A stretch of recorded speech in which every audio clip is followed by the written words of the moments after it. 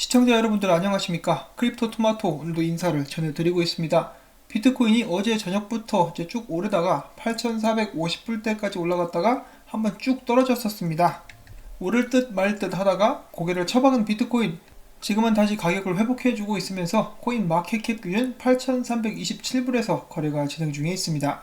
자, 당연히 우연이겠지만은 이 비트코인이 상승하기 전에 250만 개의 테더가 또 새롭게 발행이 됐었던 그런 일도 있었습니다. 우연히 계속해서 겹치고 있죠.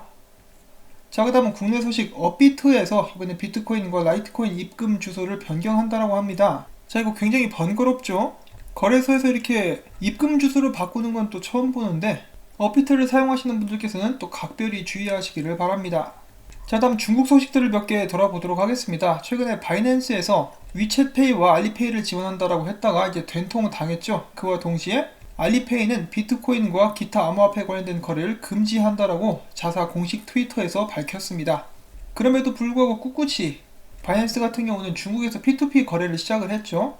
위완화 거래가 시작이 되었는데 이러다가 CG 중국 공안한테 잡혀가는 건 아닌지 모르겠습니다. 중국 시장을 어거지로 열고 있죠 지금. 짜오장펑과 시진핑의 맞다이, 과연 성사될 수 있을 것인가? 농담이고요. 그 다음에 중국 대형풀 채굴자가 이렇게 이야기를 했습니다. 채굴과 토큰 매수 중 무엇이 더 돈을 벌 수 있는가? 여러분들도 한번 생각을 해보셨을 법한 그런 질문이죠. 이것에 대한 대답으로 이론상으로는 시장 상승기에 직접 매수하는 것이 유리하다. 시장 상승기에는 채굴 참여자들이 늘어나면서 채굴 난이도도 올라갈 수 있다. 이로 인해서 채굴 수익률이 낮아진다.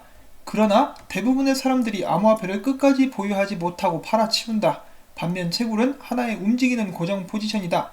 자, 이런 이유 때문에 실제로는 채굴이 더 많은 돈을 벌 수 있게 한다 라고 밝혔습니다.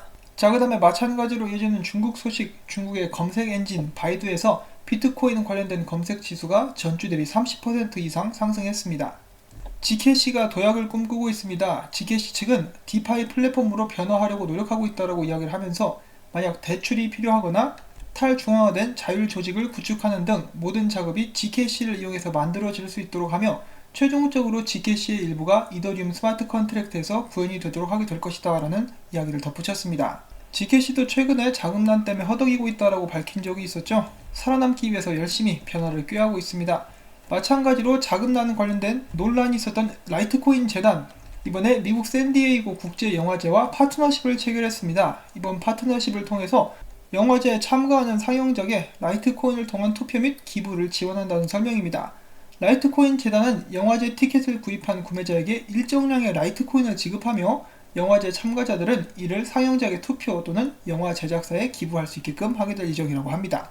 자, 다음으로 크리스토퍼 지안 전 카를로 CFTC 의원장, 암호화폐 아버지라 불리는 이 사람이죠. 이 사람이 최근에 인터뷰를 통해서 암호화폐 업계에 있어 2019년은 규제 기관이 응답한 한 해였다라고 진단을 했습니다.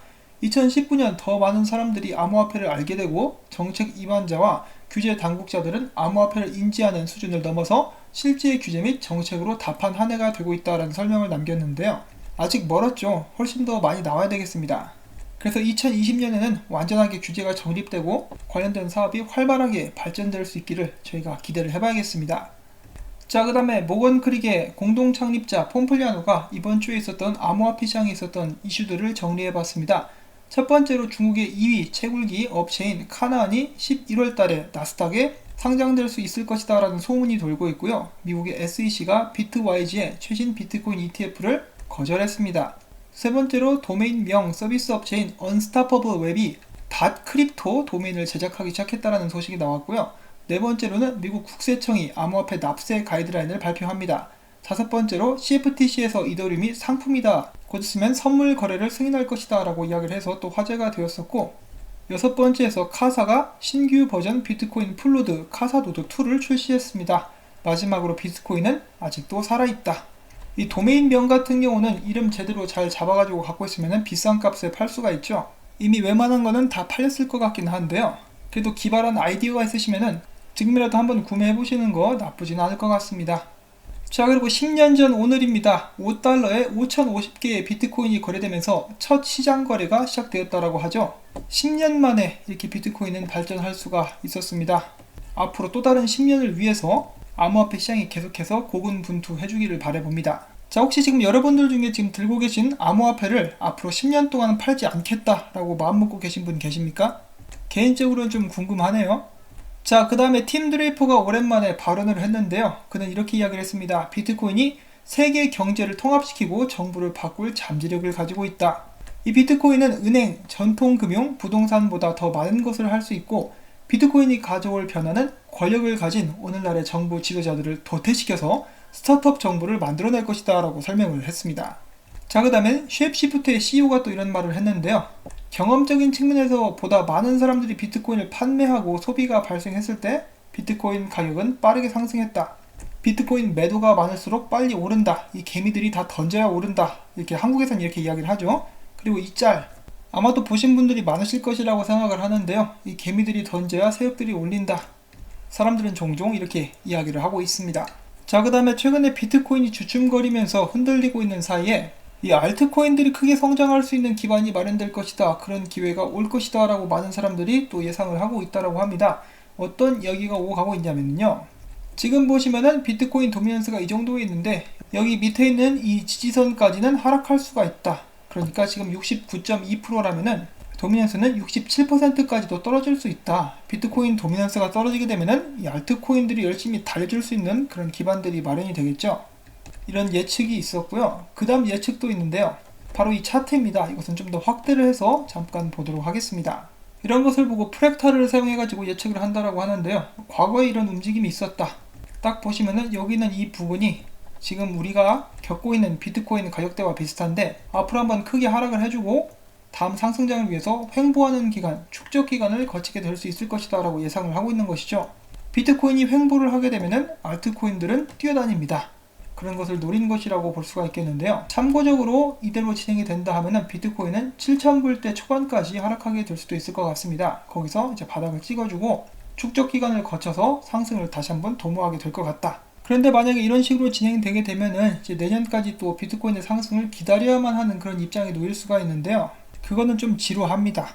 국제적인 이슈가 나와가지고 비트코인이 올라갈 수 있는 계기들이 마련되지 않을까 하고 조심스럽게 예상을 해보면서 다음은 이더리움 분석을 해놓고 있는 사람이 있는데요. 이 사람 역시 이더리움이 크게 올라갈 것이라고 예상을 하고 있습니다.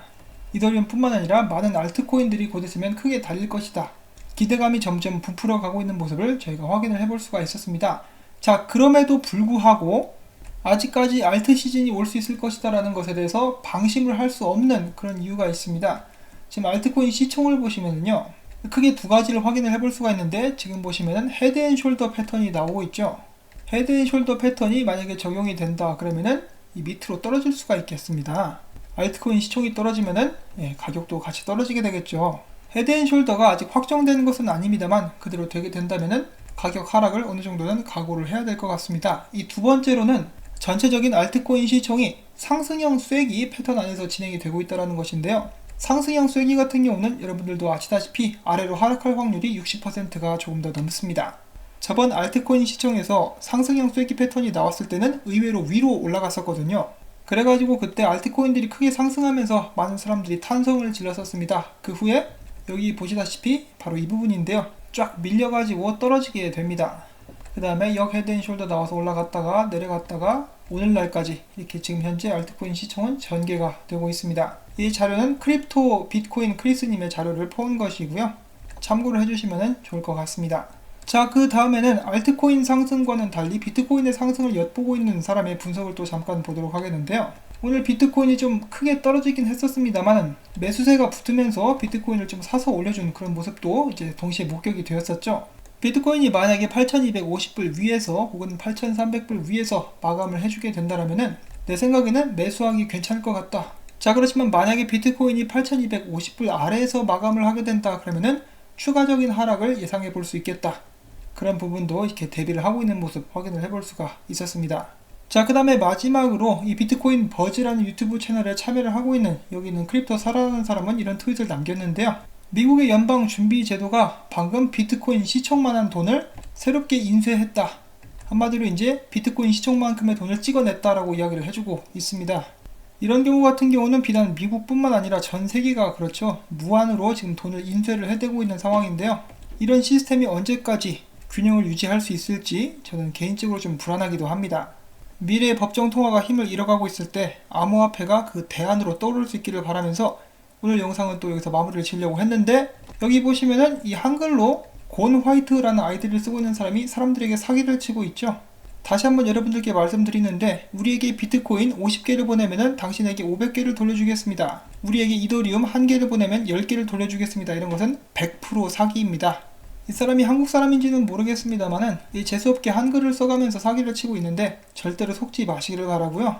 언제나 신중하게 여러분들의 자금을 투자하실 수 있기를 바랍니다. 오늘 준비한 이런 정보와 소식들 여러분들께 도움이 되셨다면 구독, 좋아요, 광고 시청, 광고가 마무리될 때까지 여러분들께서 도와주신다면 제가 이 채널을 유지하는데 정말 큰 힘을 받을 수가 있습니다. 그냥 광고가 끝날 때까지 켜주기만 하셔도 도움이 많이 됩니다. 켜놓고 일 보시면은 저는 감사드립니다. 자, 그러면 여러분 모두 활기찬 월요일 보내실 수 있기를 바랍니다. 안녕히 계십시오.